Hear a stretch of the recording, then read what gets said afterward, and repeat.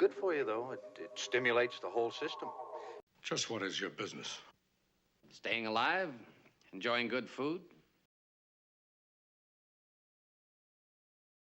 Never keep your strength up on just soup. That's all you're gonna have, huh? Maybe I'll have some sliced tomatoes.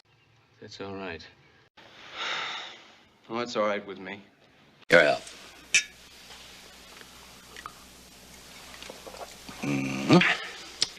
What? You know best.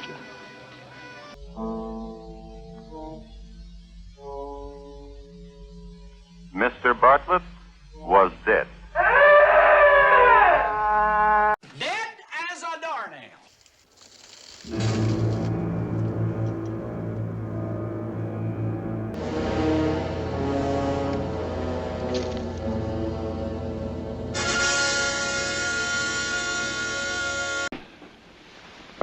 Your health, sir. To yours. Here today, gone tomorrow. I'm proud of you.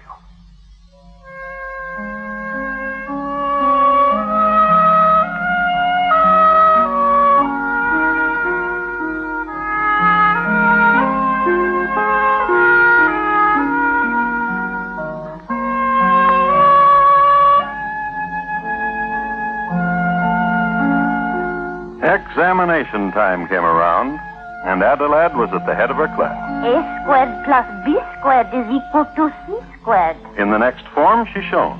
Algebra was her strongest subject. The subject fascinates you. Completely. I'm perfectly willing to admit it. A subject I really like. You must be very proud and happy.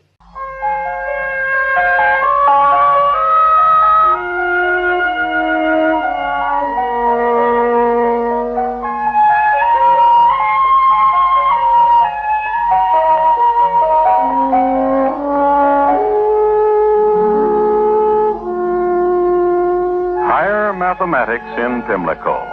On to trigonometry and the youth. Wife and tutor caught up in the mysteries of logarithms and sines and cotangents and secants. There were field trips, too, to the garden, because George Dyson Tutor believed in practical application of theory. This particular late afternoon, they were endeavoring to determine the height of the flagpole in the garden, using the length and angle of the shadow cast by the pole as points of reference. It was a fine afternoon in the fall. It was an afternoon to be young. Kiss me. You always ask me to do that, Adelaide. And you always do. Kiss. It's always been important to me. I've always liked it. Ethereal odor, which cannot be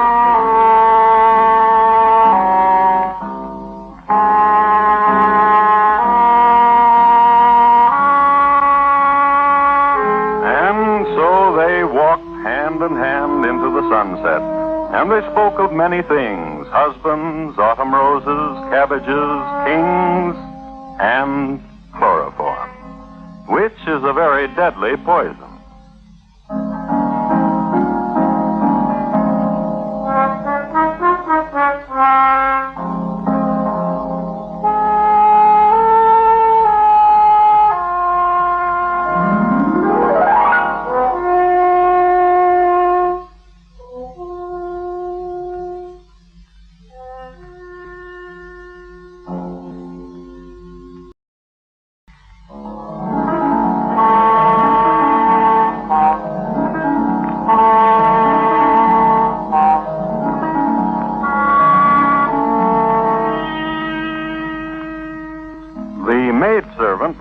Setting the suckling pig on the table when the young folk entered.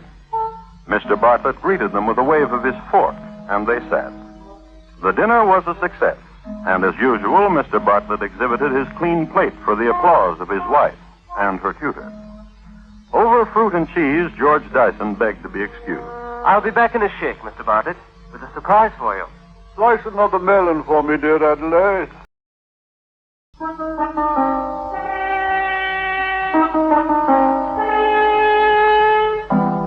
Mr. Bartlett's stomach quieted after a while, and lying there, he had a thought that perhaps it was George's surprise that did it. So he forced himself to sip again of the glass. However, In time, Mr. Bartlett did develop a taste for mercury and made it a habit to indulge in a sip after every meal. Somehow, his stomach responded suitably, and his complaints were not nearly so many. Of course, it should be noted that Mr. Bartlett would reel suddenly and fall down at odd times. Only as a child and as treating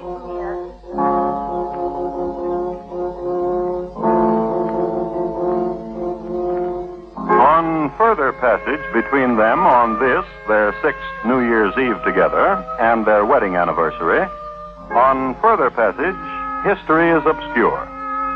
It is known, however, that they were alone in the house, except for their servant. It is known, too, that 5 bottles of champagne were consumed.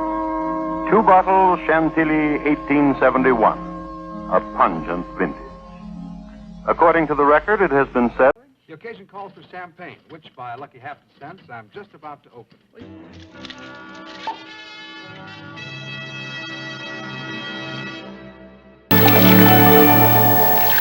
Ah, the champagne. Nothing like champagne for a festive occasion. You have had too much champagne.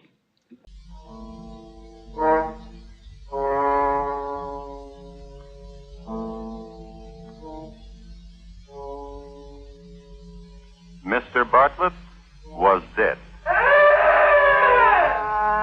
That didn't do any good.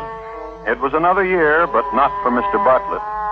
For Mr. Bartlett, a post-mortem examination. For his stomach, evidence of having contained a considerable amount of chloroform. So there was a coroner's inquiry. And there was a verdict of willful murder against Adelaide Bartlett and George Dyson.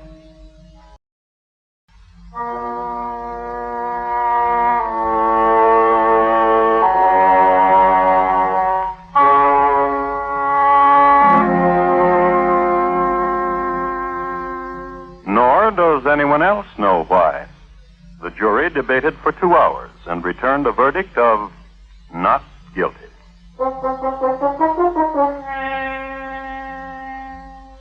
History at this point again becomes obscure. It is not known whether George or Adelaide ever saw each other again, whether they ever again tasted together the dusty fruits of a Pimlico sunset, whether there were any more math lessons or talks of matters chemical. But it may be safe to assume that some of the dust breathed by the Pimlicans on evening walks, some of it has been contributed by George and Adelaide and Mr. Bartlett.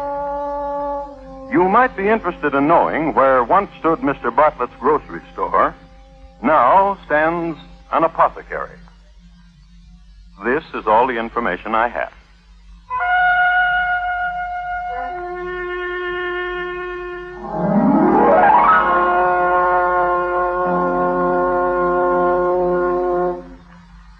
Thank you. Good night. Thomas Edwin Bartlett, tonight's crime classic, was adapted from the original court reports and newspaper accounts by Morton Fine and David Friedkin. The music was composed and conducted by Bernard Herrmann.